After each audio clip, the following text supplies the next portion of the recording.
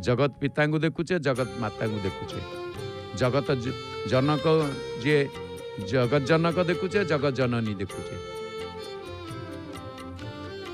आमे जगतधात्री को देखुचे, जगतपति को देखुचे, जगत उद्धार महाप्रभु जगन्नाथ, जगत पिता जगत माता महाप्रभु, जगत पिता माँ जगत माता। षोल पूजा समय नव दुर्गा उपासना जहाँ आमर दुर्गा माधव उपासना श्रीमंदिर रे।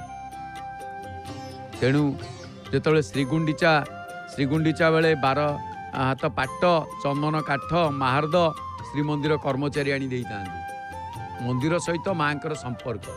तेणु मंदिर सहित ये संपर्क थिबारु आमे बारंबार प्रत्येक दिन जय जगन्नाथ टीवी रे आमे माँ को बाटमंगला माँ को दर्शन करुचे। प्रदीप जो प्रदीप को आपण देखुछंती माँ को सम्मुख में भक्त प्रदत्त प्रदीप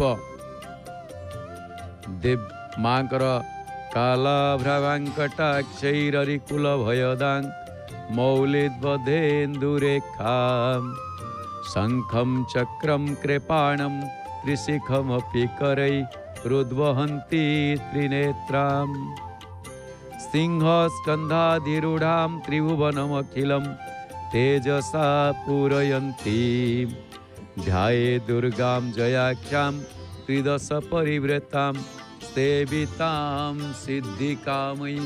माँ को जो माने भक्ति निवेदन करती, माँ को जो माने माँ कर आश्रित हुवंती, माँ से को समस्त मनोकामना सिद्ध करि थाए। तेणु सिद्धिकामयी माँ कर नाम। अन्य पक्षरे अपन देखिबे माँ हनुमान को अष्टसिद्धि और नवनिधि प्रदान करते। जो हनुमान को आम पूजा करुचे मंगलवार माँ उपासनार बार आ मंगलवार टी हनुमान को उपासनार बार। तेणु जेहेतु आम माँ सेवा कर हनुमान जड़े श्रेष्ठ मातृभक्त। हनुमान जड़े हनुमान नथिले रामायण अधूरा। आज हनुमान बार आ जो मंगला माँ बाट मंगला आम जहाँ को दर्शन करुचे बाटरे बाट मंगला भेटी 18 नला आसिली टपी पहुँचली बड़ दांडे।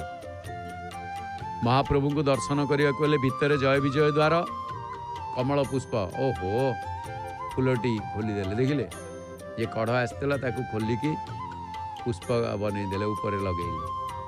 देखो कढ़ खोला गला से कढ़ को खोलिकी माँ मथारे कमल पुष्प पद्म पद्म फूलटी कहीं लगेले कहले ये पद्म फूलटी पंख ठारू पद्म ठारू आपण शिखु आम समस्ते शिखा दरकार। कहीं फूलटी एत सुंदर फूलटी कोमल आउ माँ को नयन को कमल नयनी कह जाए। माँ को एक नाम मध्य कमला शाढ़ीटी। तेणु यही जो कमल नयनी कमला पद्म नयनी पद्मलोचनी पद्मिनी एमती अनेक नाम। तेबे कमल फूल को एते आदर करिवार अर्थ से कमल फूलटी पंकरे रुए। कमल फूलटी ता पंकरे रुए पंकज ता ना पंकज। पंकज कहले जे पंकरु जात। तेणु पंकरे जात हेले मध्य पंकरु से निर्लिप्त थाए। नलिनी दलगत जलमपि तरलम। नलिनी कहले पद्म तद्वत जीवन मतिशय चपलम। आमे जेमितिका पंकरु पद्मर जन्म पंकरे थाई मध्य पंक ता देहरे केबे हेले स्पर्श करे नाही। आ पंक ता जगारे सी ता जगारे निज कर्मरे। तेणु ताकू महाप्रभु मथारे धारण करती। माँ निजे ताकू ग्रहण करे ताकू समस्ते आदर करती। से कह जाइछि कोटि लावण्य निधिरे पद्म तुई कि अमृते तोतनु गढ़िला भी। ता शरीर को केमिति केड़े सुंदर भाव रे ये पद्म पुष्प कमल कमल बोली कह जाए। कर थाते जल मल कहले जलर मल होछि पंक जे पंकरु जात तेणुकरी ता ना कमल। तेणु तेणु महाप्रभु चरण को कहे अमल कमल दल लोचन है भव मोचन है मुनिजन मानस हंस जय जगदीश जय जय देव हरे। अमल कमल मलिनता विहीन तांको पाद तेणु कमल कमल पाद पाद कमल पद कमल। तेणु ए द्वार देखुचे आम सिंह द्वार महाप्रभु पाख भीतर गला बेलू जय विजय द्वार भितर आग अतिग्र बाहर काठ जय विजय द्वार तापर कलाहाट द्वार कलाहाट जो सबू कलार श्रेष्ठ आ माँ जी कि अगुरु सिंचन करा आप देखिले कौन लगी ना पुष्प पुष्पर अगुरु महाप्रभु पुष्पप्रिय आ माँ मध्य पुष्पप्रिय कारण कौन ना ये जो गच्छरु आसी से गछ धन्य होला से गछरे फूल फुटी से फूल धन्य होला। आउ एथि प्राकारांतर कहवा गले पुष्प मूले बसेत ब्रह्मा पुष्प मध्ये तु केशव पुष्पाग्रे तु महादेव दलेश्च सर्वदेवता। ये समस्त देवता माने सेवा करने माँ को चरण रे खटुचंती बा सेवा करुचंती। पुष्प मध्य मूल ब्रह्मा मध्य केशव ओहो गोटे फूल पड़े तापरे अग्रे महादेव आ दल रे पुष्प दल रे अर्थ समग्र रे थांती देवता मान माँ पाखरे। तेणुक जितेबाला माँ कौन कर 10 माने 10 जन राक्षस को नवरात्रि समय उद्धार कर कह जाए से माने को उद्धार करी जीवलोकर दशा हरण करितिबारु माँ कर अन्य नाम होची दुर्गा।